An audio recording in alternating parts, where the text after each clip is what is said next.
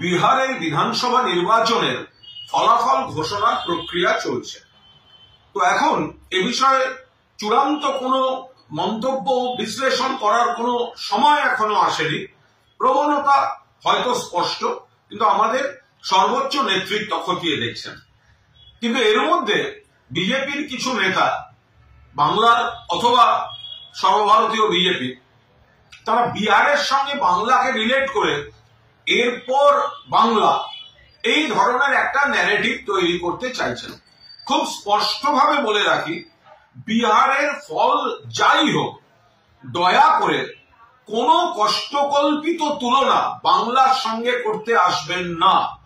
বিহারের ফলাফলের বিন্দুমাত্র প্রভাব বাংলায় পড়বে না। আপনারা এসআইআর বা এই ধরনের যা ইচ্ছা চক্রান্ত করতে পারেন, তার মোকাবিলা মমতা ব্যানার্জির নেতৃত্বে অভিষেক ব্যানার্জির সেনাপতিত্ব হবে। কিন্তু বাংলার রাজনীতির ফ্যাক্টরগুলি সম্পূর্ণ আলাদা।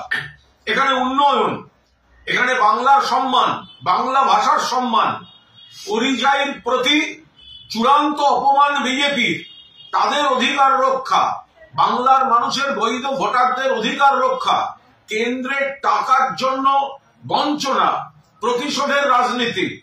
এখানে বিজেপি মানুষের দ্বারা প্রত্যাখ্যাত, আর শীত গ্রীষ্ম বর্ষা মমতা বন্দ্যোপাধ্যায় ভরসা, যার উন্নয়নের মডেল অন্যান্য রাজ্যকে অনুসরণ বা অনুকরণ করতে হয়। ফলে বিহারের রেজাল্ট যাই হোক, তার প্রভাব বাংলায় পড়বে না এবং সম্পূর্ণ ফ্যাক্টরগুলি আলাদা।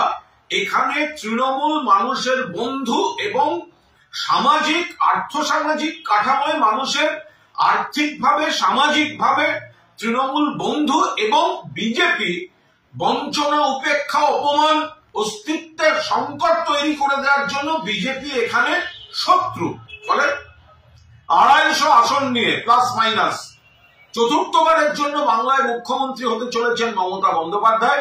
বিজেপি যে নেতা বিহার দেখিয়ে বাংলা টেনে সকাল থেকে মন্তব্য করছেন, তারা অকারণ পরিশ্রম করছেন।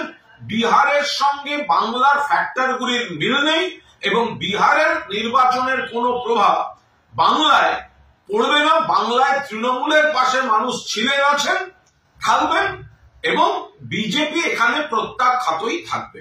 আর বাকি নির্বাচনী বিশ্লেষণ বিহারের, সেটা আমাদের নেতৃত্ব খতিয়ে দেখছে।